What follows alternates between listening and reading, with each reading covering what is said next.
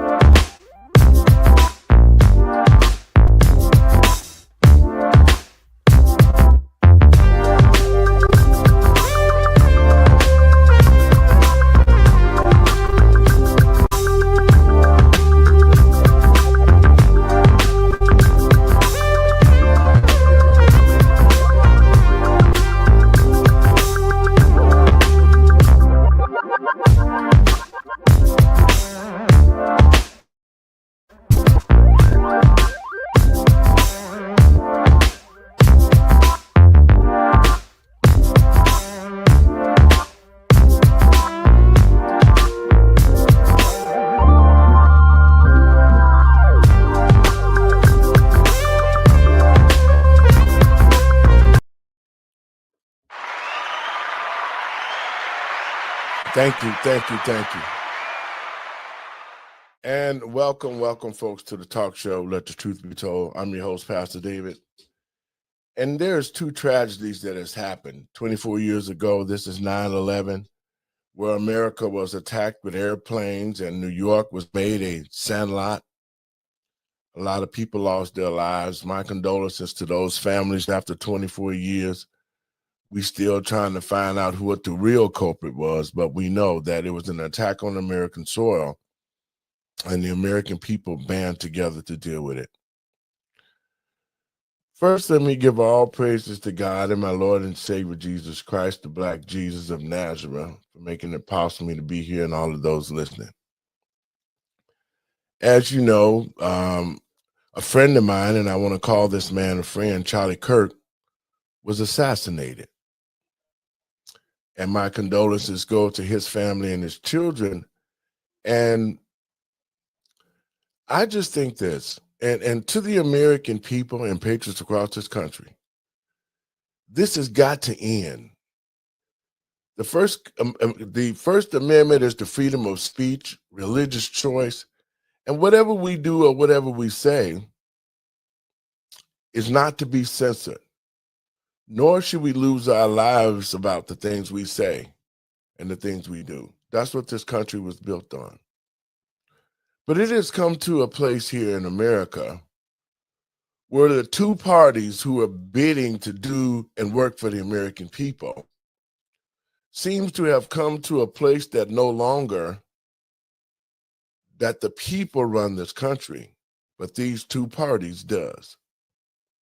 And so all the rhetoric that is being spewed out about Charlie Kirk, a friend of mine, it needs to stop. This man was not hated by anyone, nor should he have been hated by anyone. But let me say this. This is a spiritual warfare.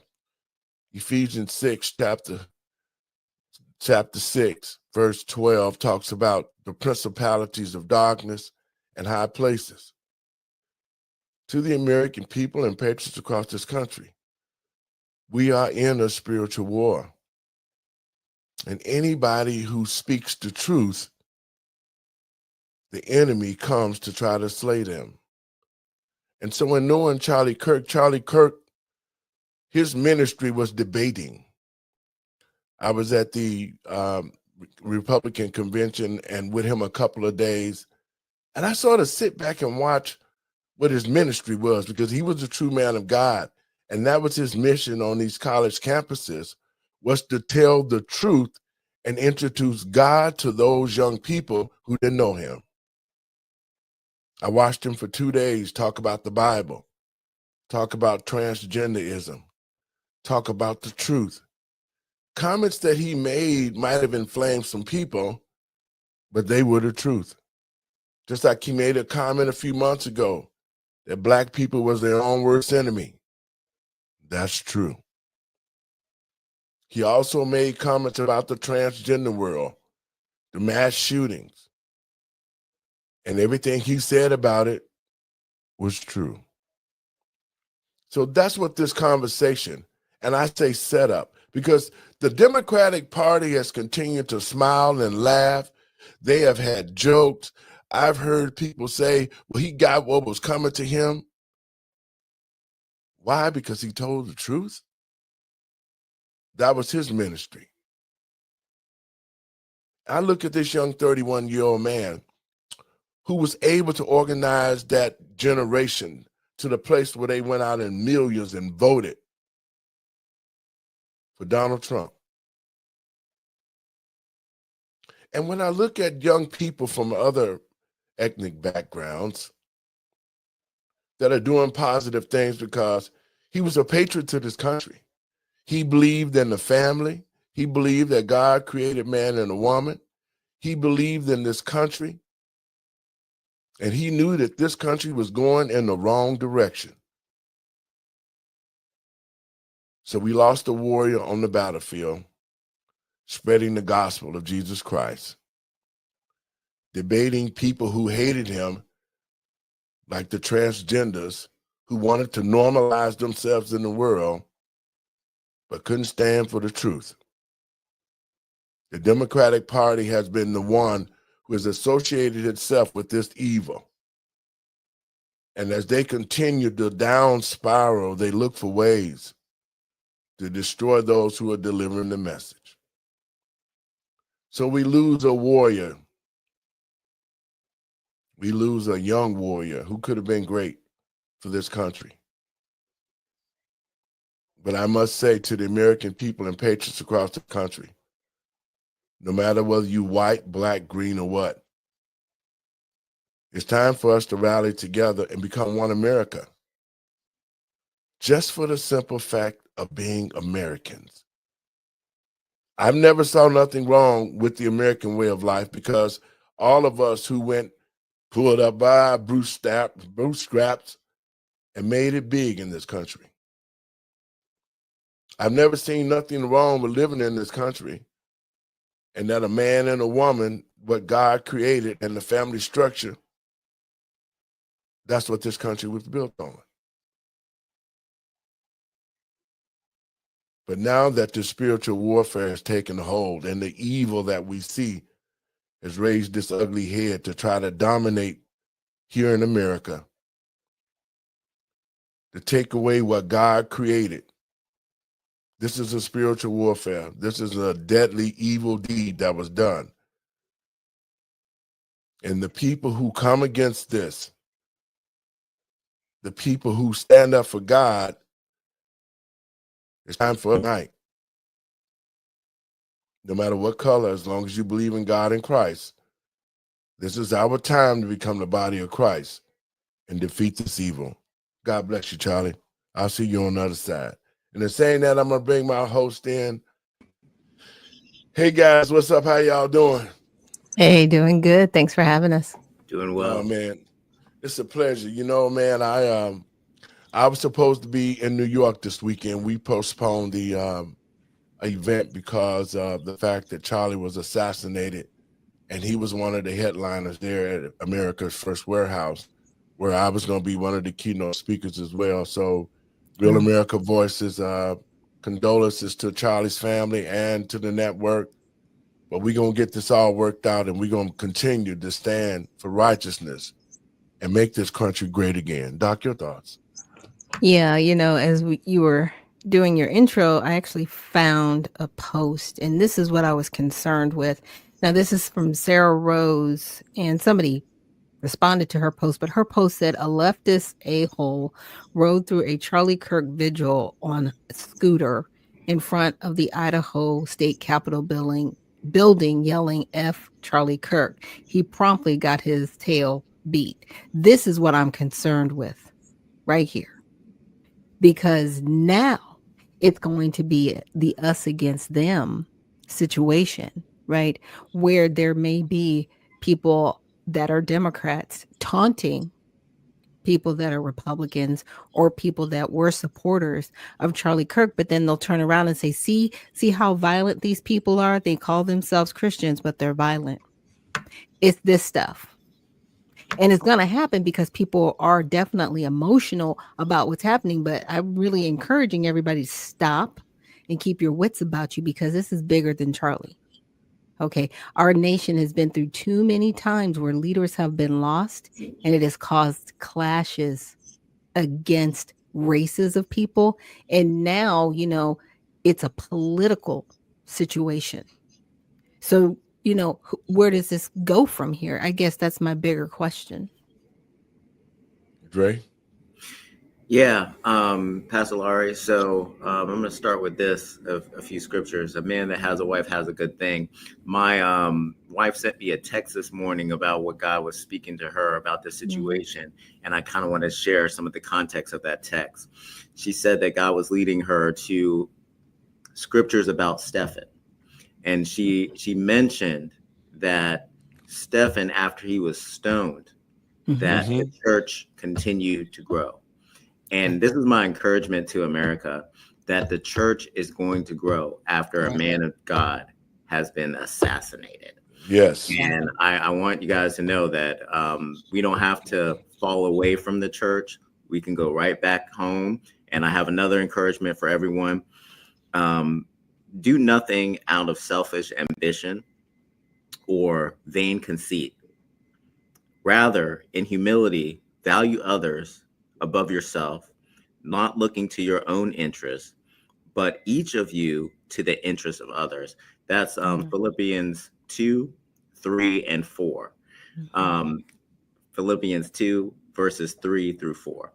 And I just wanted to give that encouragement to people, because right now you're hearing a lot of crazy things. You're seeing people do crazy things out in public. They're saying nasty things.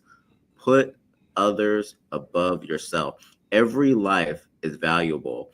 And to the people that committed this heinous act, they looked at Charlie and said that his life was not valuable. That but everyone's life is valuable under the eyes of God. So keep that in mind as you're going through these things. This is a tough time. Originally, when I was coming to do this podcast with Pastor Lowery, I was like, I have nothing today. It just seems like everything else was just laid out on the table last night, just trying to reflect about this. But I know that a lot of good will come out of this as we encourage America. And great words from you, Dr. Nichols. I love what you said. Thank you. Well, guys, and I'm so glad, Doc, that you did bring that up, because, people are running with it as if we got one of them, with this Democratic and Republican thing and MAGA thing. It is never should be to where anybody will resort to violence. Okay. Right.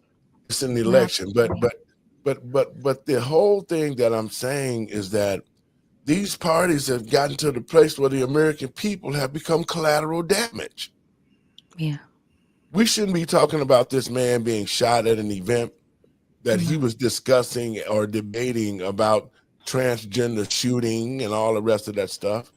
We shouldn't be talking about his death. We should be talking about the great event and be moving forward. But this country has gotten to that place where the value of life means nothing. Yeah. And the rhetoric that's being spewed by the Democratic Party is causing people to go out and do heinous things. I just have to be honest with you. There was a reporter, and I'm going to show you that got fired, and I was watching it, and he was glorifying the fact that Charlie Kirk had gotten killed because he kept saying that the transgenders were doing a lot of mass shooting, which that is true. And so what he said was not out of the way. He told them the truth. And because of that truth, just like they stoned Stephen, they killed Charlie Kirk. Let me play this. This was Charlie at the event. Counting or not counting gang violence? Oh my God. Cody, go, run. Oh. Counting or not counting gang violence? What the fuck?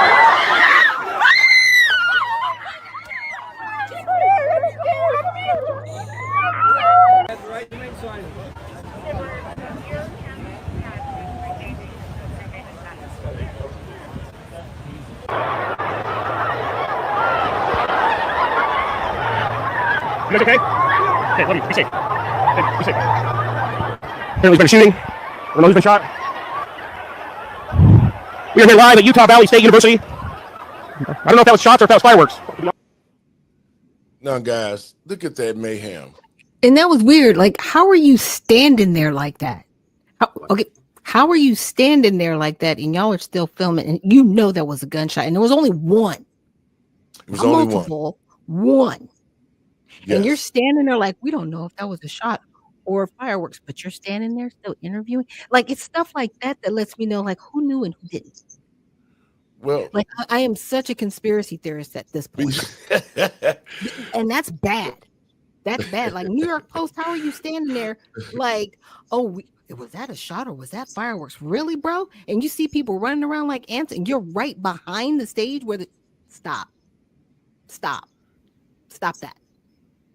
Your thoughts, Dre? Yeah, I'm sort of react first, ask questions later in those types of situations. I don't know why they were standing there, but it doesn't look good for people that have conspiracy theories. This was like, serving that on a platter that there's something nefarious going on. So something's wrong.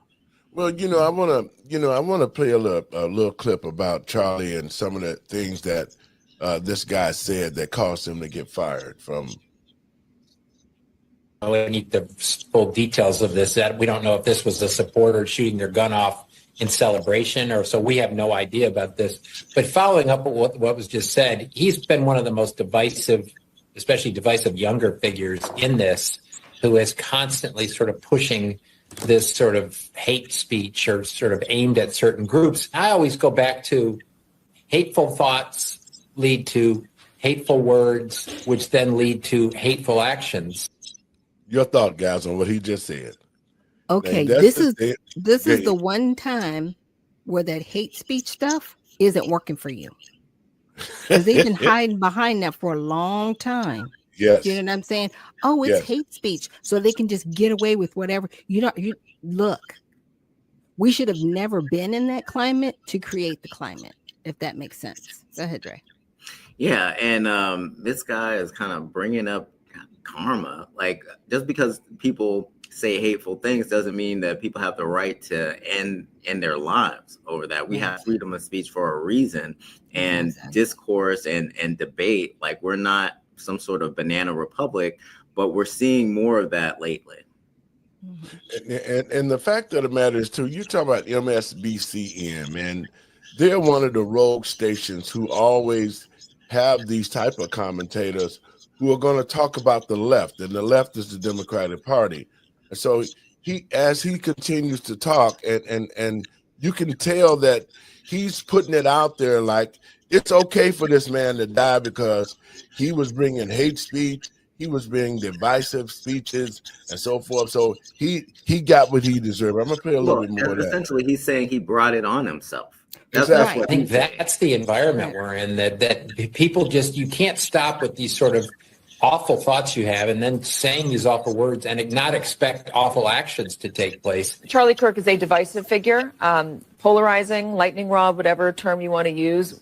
Well, he's one of MAGA's most prominent voices online. He hosts a near daily podcast. He opines on almost everything. He's been very closely aligned with the president since his initial run for office in 2015, 2016, and his ties to Trump really elevated his own brand. Charlie Kirk is a close ally of President Trump's. Not only that, he is somebody who helped him get elected this cycle. He's also a controversial figure at times. He goes into these various college campuses, pushes conservative issues, gets into heated back and forth often with these students on these college campuses. But of course, none of that is violent.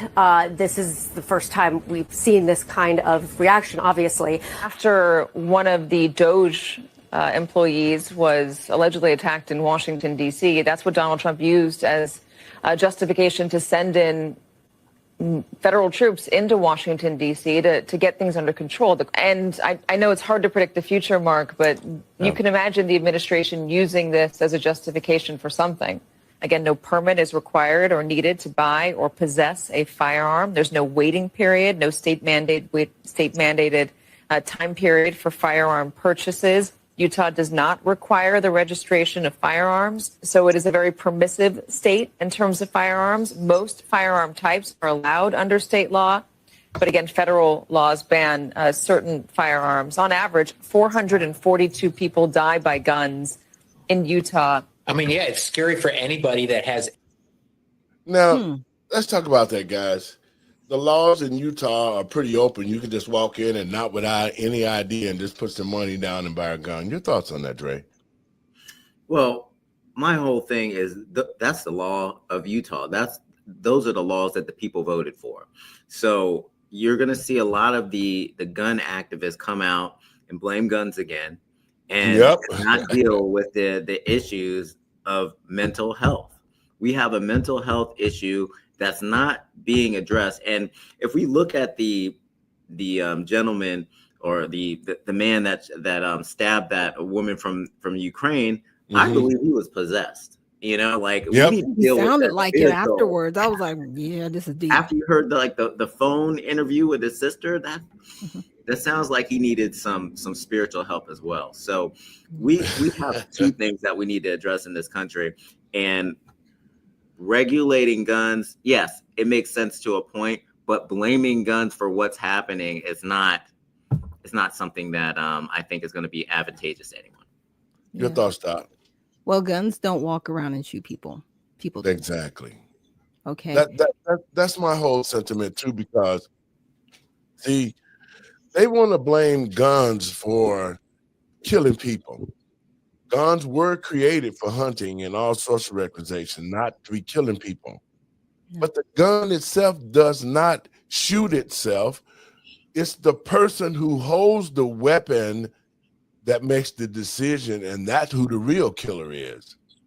Yeah. Because taking guns from law-abiding citizens is not going to work. That is not going to work. I can tell you right now. No, it's the rhetoric as well.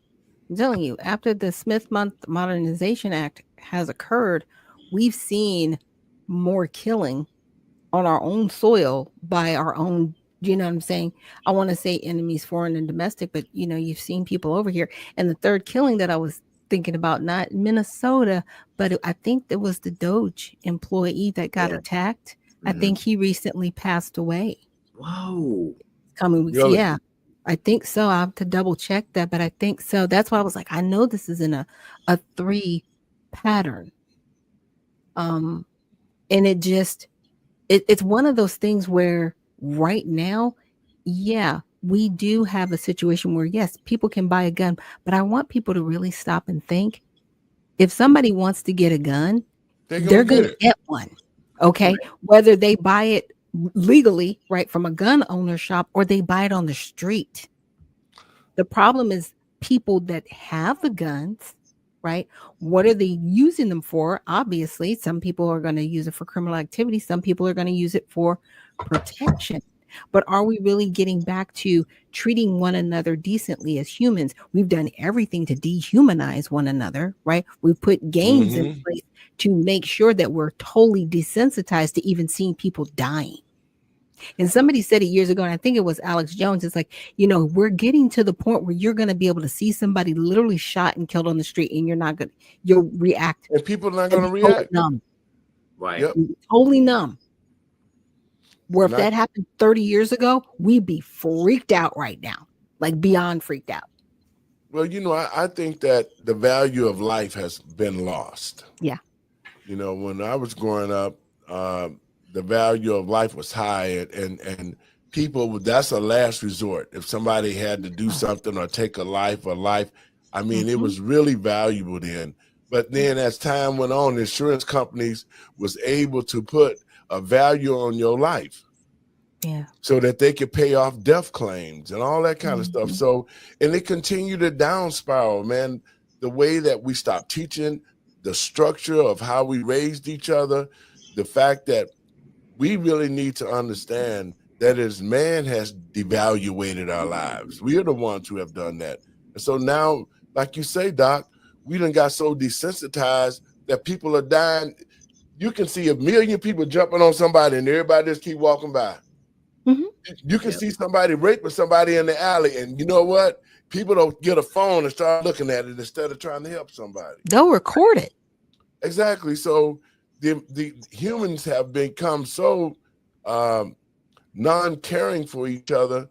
It's all about what I can do and what is good for me and what I can get out of this whole situation. Right. So I think the values of who we are and how God created us have just gone down the tubes. And this is just it's a spiritual war. Believe that. That's where we're at. Yeah.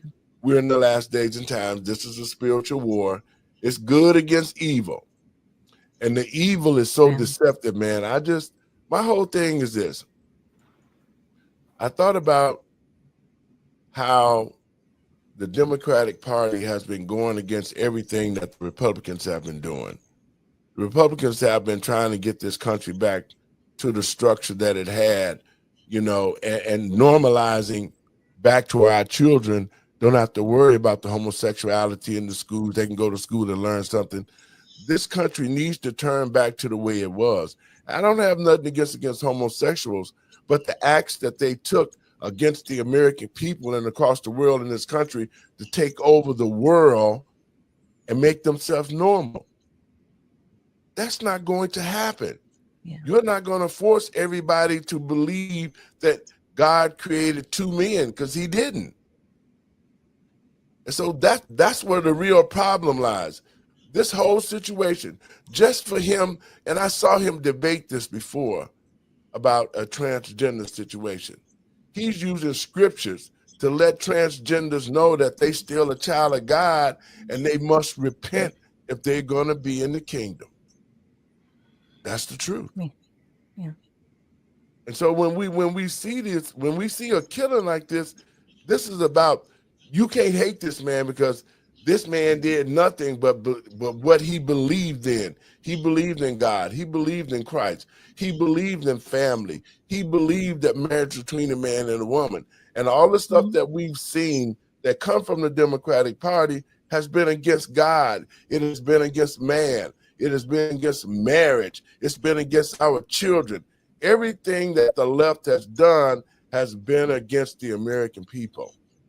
Yeah. And that's what Charlie Kirk debated about. Go ahead, Doc. Right, but the media also, like I said, with the Smith Month Modernization Act, has been able to just propagandize. What that means, Doc, so that they'll know. So the Smith Month Act, right, was put in place so that other countries and even our own government could not propagandize us, which means lie to us about truthful acts. Well, the Smith Month Modernization Act reversed it, and it allowed countries outside of the United States and also our own United States government to lie to us through the media.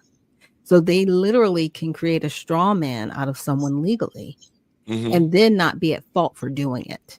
And that's what they did with Charlie Kirk. You know, like him or not, that's fine. You can like him or not. But see, they can say things like, well, he did hate speech. Right. But Charlie Kirk can't go after these people for saying words like that are very inflammatory. And that's what's created this powder keg environment. Dre? Absolutely. And you're right about that, Dr. Nichols. They can't push back against the speech. But I do want to remind people about when this happened. This happened during the Obama administration. Yes. That's when they did all of this. Back in 2012. back in 2012. So this hasn't been going on for a long time. This is not the way it's always been. Right. And as a result, we're seeing more of events like this happen over time. And we have to rethink those laws and see if some of them can be reversed. Mm-hmm. Yeah. Well, you know, and to the American people and patriots across this country, as we know, it was a lot of things that Obama did that the American people was not aware of. Because I can remember when the Smith-Mount Act was in place and media could not lie. They could not twist the truth. They had to tell the honest God truth. And so Obama modified that so that we could see what we're seeing now. It has all been about the deception. This spiritual warfare took a different turn under President Obama. It had been brewing for a while, but when Obama got into office, he implemented it. He implemented the same-sex marriage. He went against the Black community and helped create more opening jails and supporting Black men being locked up. He also created the blue light alert law that allowed police officers to have open season on Black men and women and kill them and suffer no repercussions. And Black people, that y'all sitting out here, y'all children getting killed, we getting killed, things are happening. And all of this occurred under his administration. And Black people still wanted to tell him, well, he was the first Black president. He was the first Black president that didn't do nothing for the Black community, nor was he good for this country at all, because it was 2012 when he spawned and he got in and he put this whole transgender thing into effect. And when they stole that election from Donald Trump, Joe Biden implemented it, and that's what we saw the last 4 or 5 years, the transgender coming out, trying to be normal, the parades with the sock on the penis, naked. I mean, all of this stuff started happening right at the Obama administration, and then Joe Biden carried it out. That's when we saw all the evil stuff that we saw that came out under the Democratic Party. And the reason why I'm saying is that in the spiritual war, the men and women of God have to identify these things and let the masses know. And that's what I'm doing. I'm letting you know. This came out, and the Democratic Party is part of the evil New World Order, JD, P. Diddy. It's all coming out, and it's in our face. And we can no longer avoid the fact that these satanic rituals, these satanic fallen angels have appeared, and they're appearing in people, and people are doing all sorts of stuff like what they did yesterday. So God's people need to stand from this point. We have to quit being afraid to know that God got us. We just have to stand. Amen. We can't keep watching killings like this and then everybody trying to make excuses on, well, he did this and he did that. What if that was your brother? What if that was your husband? Because what he spoke got him killed because he told the truth about transgenderism. Yes, transgenders are doing a lot of mass shooting. That's the truth. Yes, they did force themselves on everybody. And when Trump got into office, he made them disappear with a stroke of a pen. So that's where all this anger is coming from. And I guarantee you, that person that just shot Charlie had something to do with the Democratic Party or the LGBT group. I can guarantee you that. I'm going to play a little more of this clip, guys, and get your thoughts on it. All right, we've just been listening to Utah officials, including Governor Spencer Cox, talk about the assassination of Charlie Kirk. A bit of confusion there for many of us covering this and the press as well that was gathered because the head of the FBI director, Kash Patel, put out a post on X just before this news conference saying that the subject of the shooting, I'm going to read it here, the subject for the horrific shooting today that took the life of Charlie Kirk is now in custody. Now, it was unclear from the news conference who exactly was in custody, but later the governor saying there was a person of interest in custody, and later a police officer saying that they're trying to sort of connect the dots right now. I do want to bring in our national law enforcement and intelligence correspondent, Tom Winter. Tom, look, things are very fluid. This just happened a few hours ago. It was an assassination from long range. It was planned out from what we've heard. There was a suspect in dark clothing, they believe, seen on closed-circuit TV at Utah Valley University. The question now is, it seemed like the FBI director went a little further than officials in Utah were comfortable with. Do you think this is an issue of semantics, or they have the man they were looking for? Yeah, it's an issue of semantics, Tom. And according to our colleague Mike Cosner, who is talking to the top of the FBI tonight, there is growing confidence that the individual identified by officials in Utah as a person of interest that they now have in custody is, in fact, the person they believe could be the shooter in this. So to just break down the semantics briefly, sometimes they don't want to call somebody a suspect for certain legal reasons in their ability to question and their ability to talk to that person. So, okay, guys, right there. You see this? He's sitting in a wide open spot. I think that the security that he has did not do due diligence to make sure they could assure him. Your thoughts on that, Doc? Go ahead. Well, he was, first of all, in a kill box. So if you look like past the tent and you see the people kind of like standing almost on like a podium type thing behind him, you don't see my finger pointing at it, but they're above where he is. The buildings are above where he is, and it's in a circular motion. It's almost like an amphitheater style situation that he's in, but they refer to it as a kill box. So he's in a vulnerable position for any shooter from any angle to actually hit him. There's no security immediately around him. Now there are two gentlemen like right in the front where people come up to the microphone, but there's no one on either side of him in the immediate. Does that make sense? Like there should be somebody on either side of the table looking out for him, right? For anybody if they came up to rush this where he is, like I would call it his quote unquote stage. Right? There's nothing there. There's no plexiglass around him. Like he literally should be in a Pope box if he's going to be in this kind of position. It was very vulnerable. His security did not have his best interest. That's my position. Your thought, Trey? This was really poorly done from what Dr. Nichols has discussed and what I'm looking at here. A lot of times you'll have security do what is called like sentinel moves, where they'll like kind of pace back and forth, kind of like shadowing and basically eclipsing the person, so that it is not always a clear shot.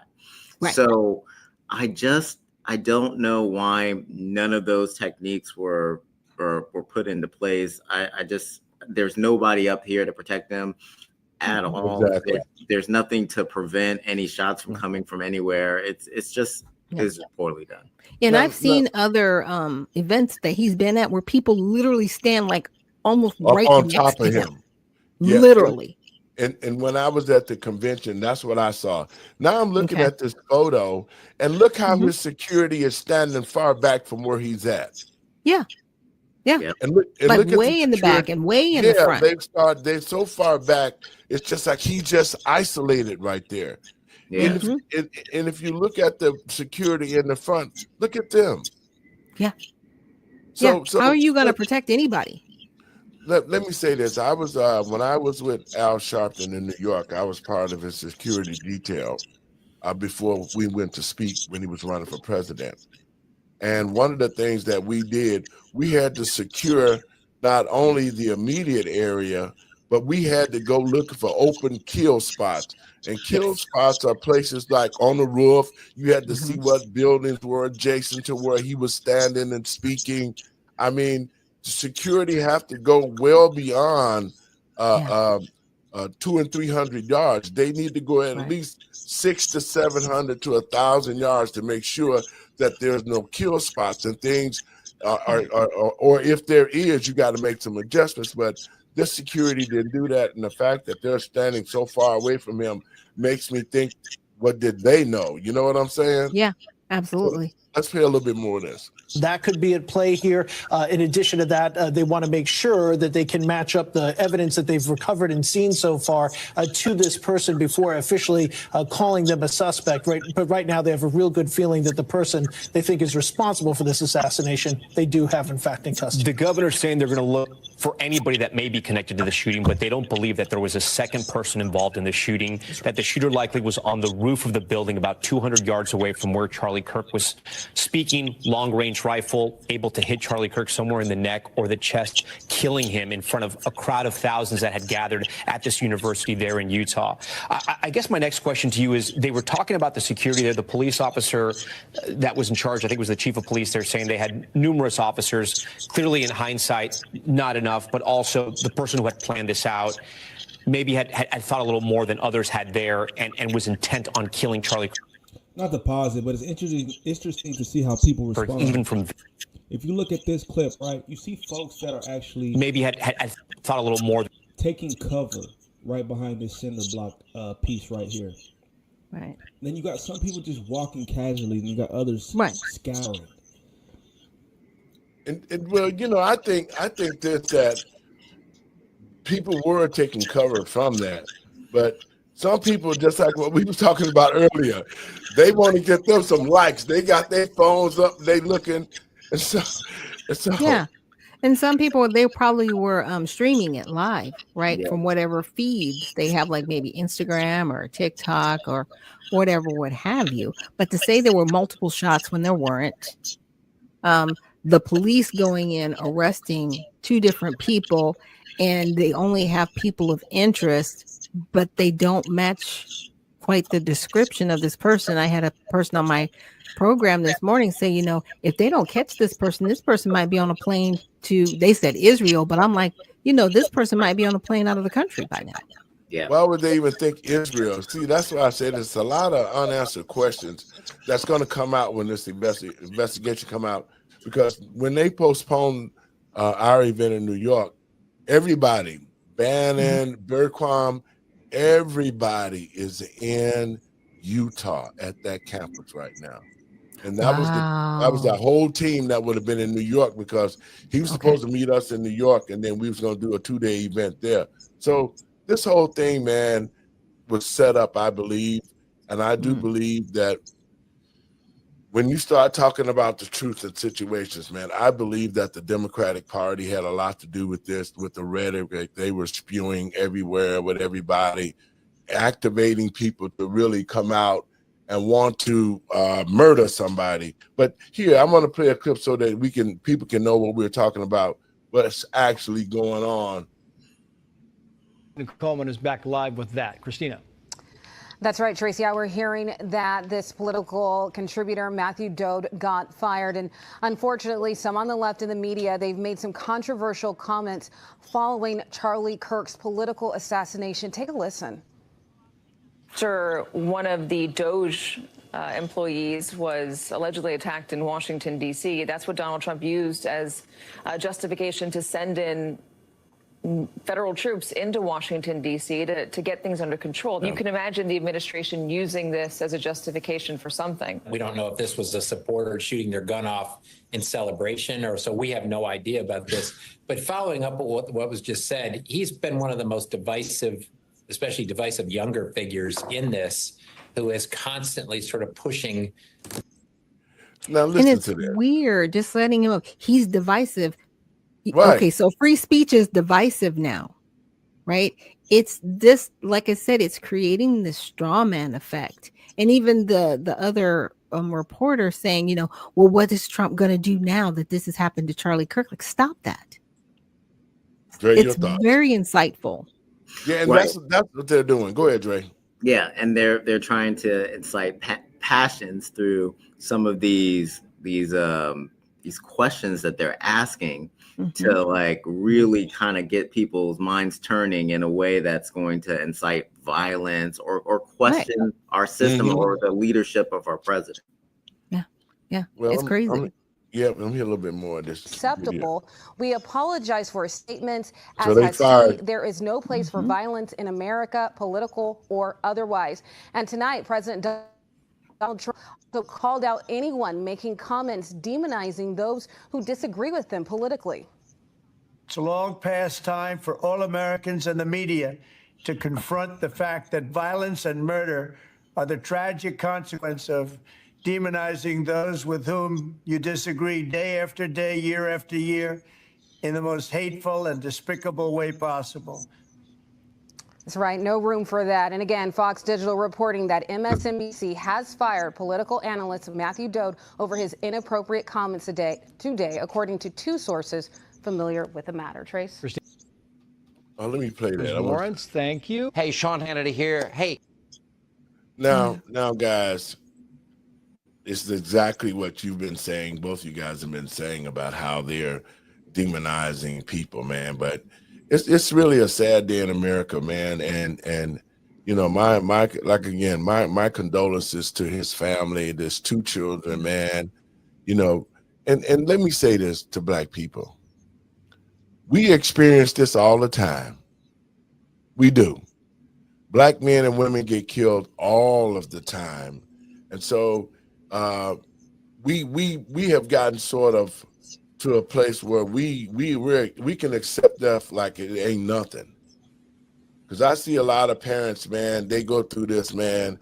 So many Blacks have went through it. And the point that I'm trying to make is this. Anytime that you see it, you sometimes get hardened about it. But when it's somebody that you know, like I knew this guy and I knew what he stood for, it's hard for me to sit here and say and see it that we need to do better as American people. We need to get our act together because if we don't unite, man, here, this country is going to fall. Your thoughts, Trey? Yeah, and we have to be committed to continuing Charlie Kirk's legacy of sparking up debate, telling the truth, and also being bold and courageous and actually going out there and saying what needs to be said.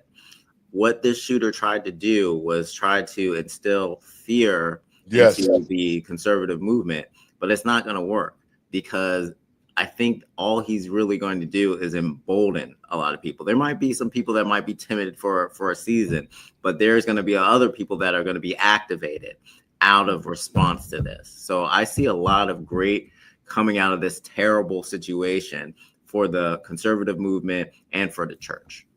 Mm-hmm. And I just, to your point, Drake, but what my prayer is that people don't act in a violent manner. Yes. Do not do that. Because I'm telling you right now, our government, in my opinion, they're ready to push that button. They are ready to push the martial law button.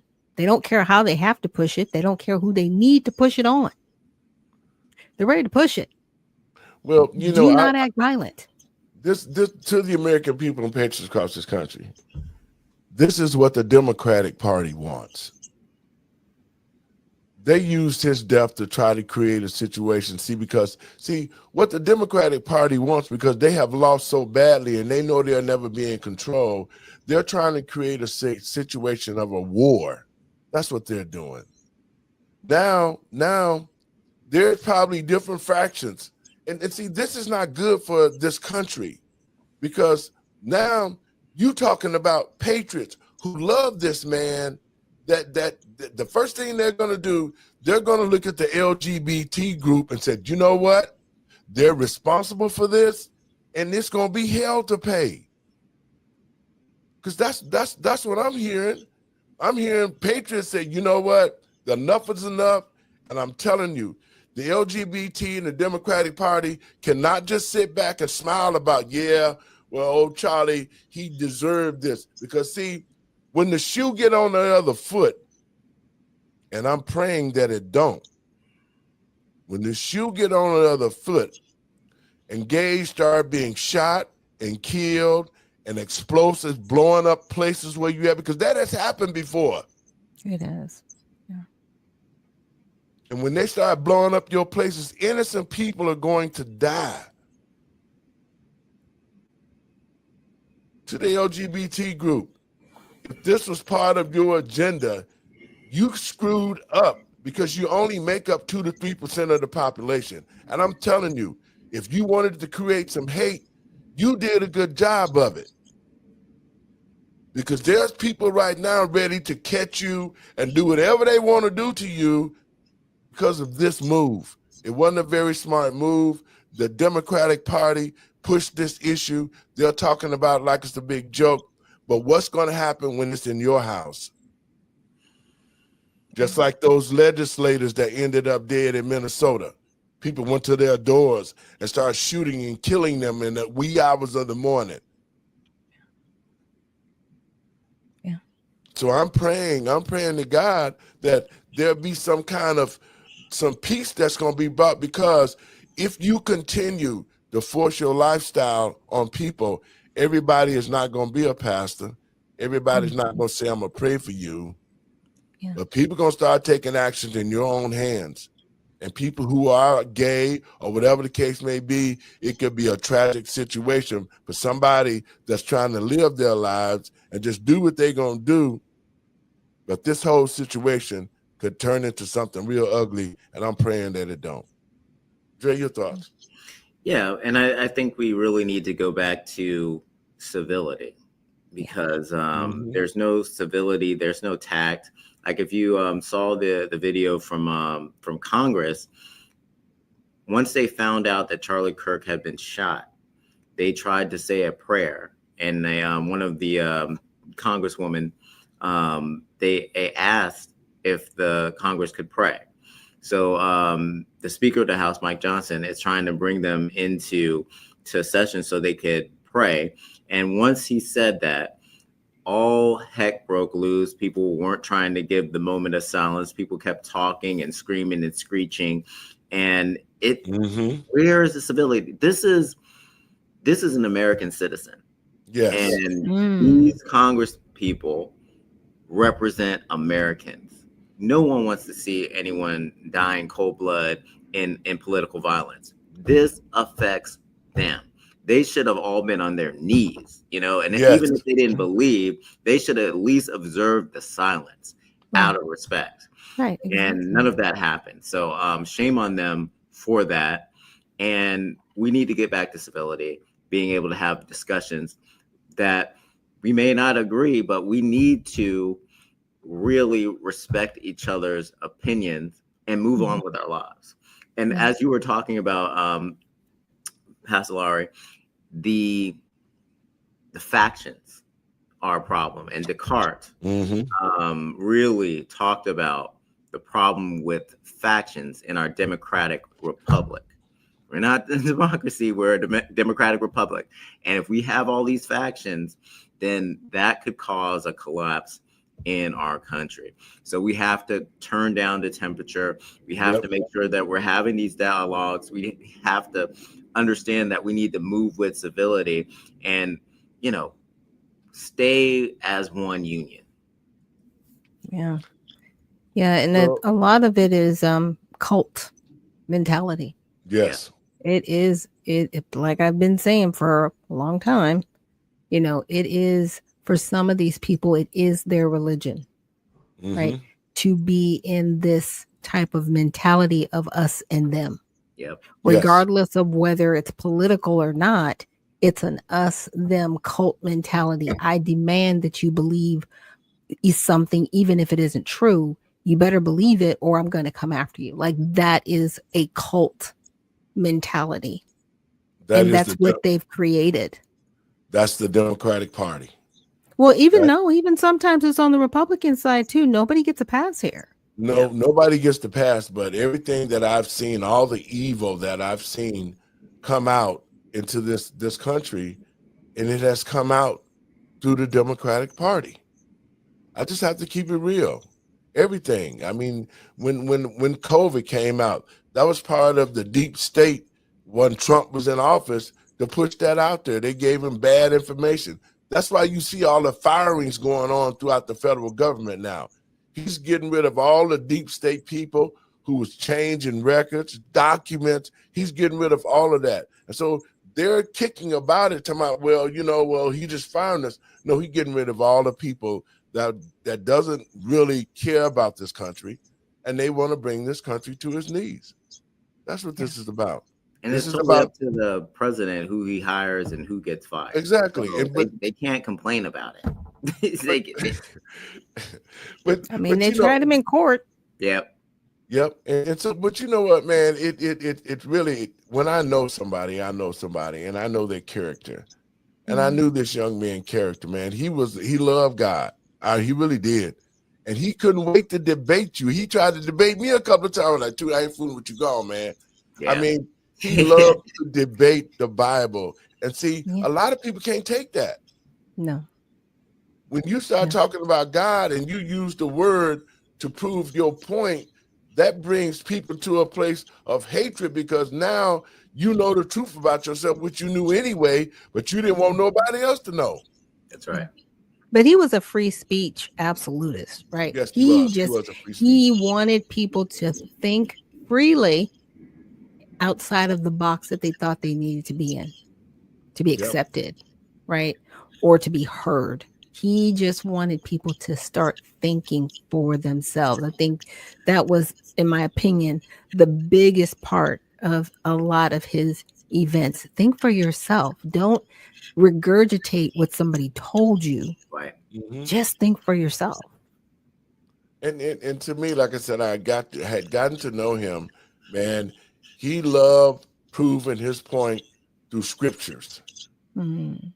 And that was one of the things that drew me to him, was that he was just that type of person. That was his ministry.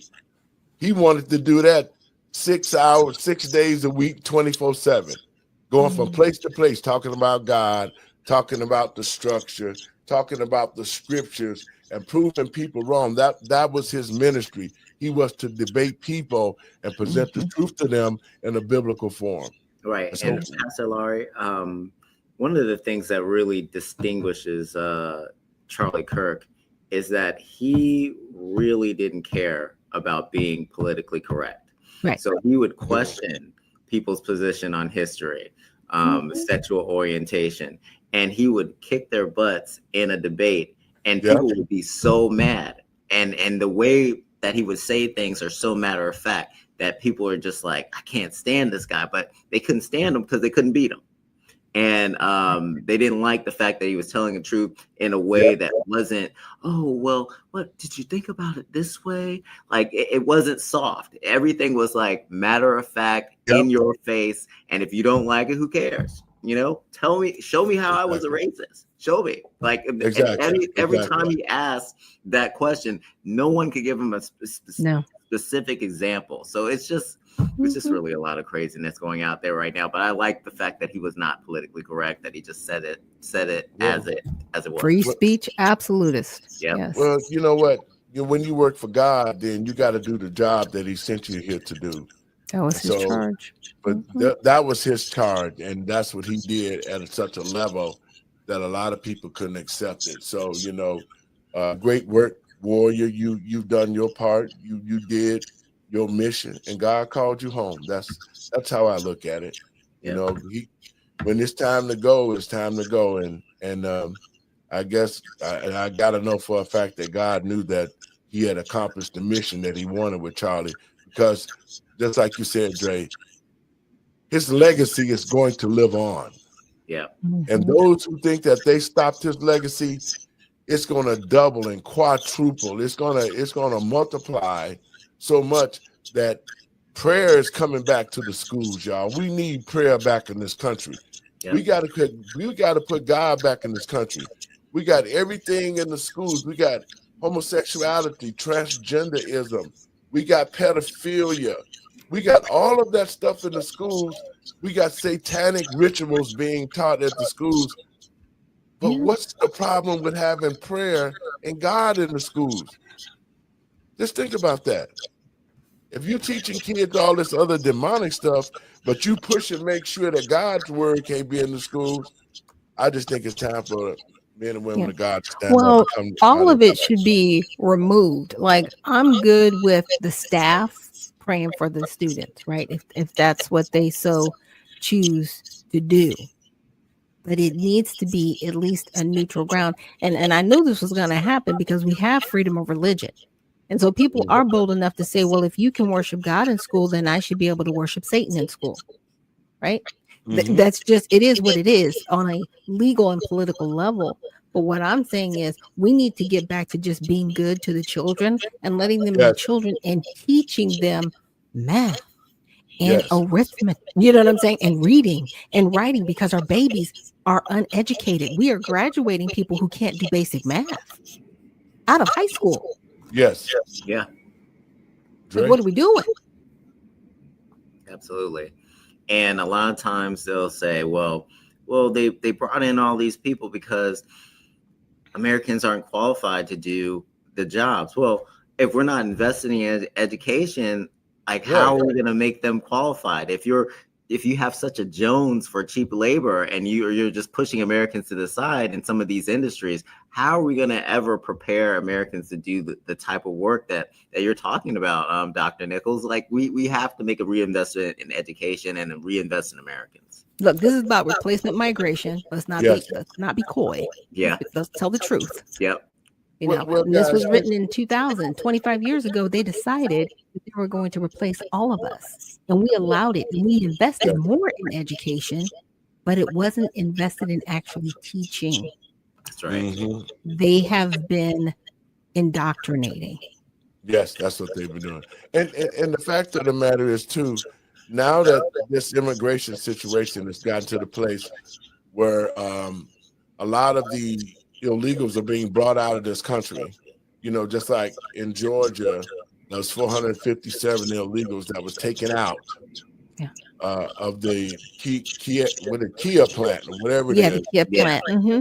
Yeah. So these jobs that are open now, the black community, young black men and women should be going to these places, applying for positions because they're going to need the workforce. But we don't have, we probably got young black men and women that can't even fill out the application because they haven't learned nothing in the schools or to be prepared for that. Right. Yeah, new information has come out about this, Pastor Lowery. Like I saw the article today and a colleague read it, and she said that the Hyundai owners are saying that 50% of the people that work at that plant are Black Americans. And I'm just like, wait a minute, we're gonna have to check these numbers here because like this sounds a little bit ridiculous because there's really not a large Black population where they're located. So let's talk about that. It's a little interesting. That's real South. Yeah. So I'll send you guys that article later, but I got to look at it some more because they're making some wild claims. But guys, you know what? I want to switch gears just for a second. We're gonna address this and get out of here. Okay. The National Guard being deployed to Chicago is going to happen. Brandon Johnson has went out and he's enlisted some young people to get on TikTok and actually think that the gangbangers in Chicago is going to be able to take on the National Guard, the U.S. Army, the U.S. Marines, the U.S. Air Force, and repel them out the city of Chicago. You trying to get these babies injured. What is he doing?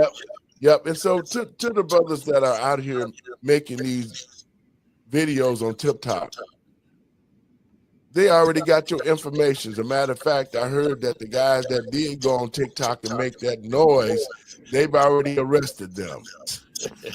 It's crazy. Tell me, the young brothers who are out here who talking about they got switches and the National Guard got to beware. The United States Army is the most prolific killing machine in the world. They have technology that they can put your DNA on a drone, and that drone can follow you all over until it kills you. So you sitting up here illiterate thinking that you can tell the National Guard and the Army not to come to Chicago, then that only goes show that the educational system is not doing its job because you putting a bunch of idiots on the street that think that they can take little guns and come against this army that take over countries. So brothers, y'all need to bow down and go somewhere and get you some education and get you a job or do something to take care of your family. Because staying in the streets thinking that you're going to defeat the United States Army is asinine. It's just not going to happen.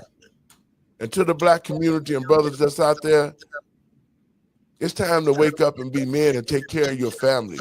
If you use the same energy that you're using now to talk about how you're going to make the National Guard leave, You should be taking that energy to figure out how you can take care of your children and feed them and raise your children. Because if you think that you're going to come against the National Guard, you're going to end up in jail like those same guys that was on TikTok who was talking about, don't come to Chicago because we ain't like that. We ain't cut like that. They already done locked them up. Doc, your last words, we're going to get out of here.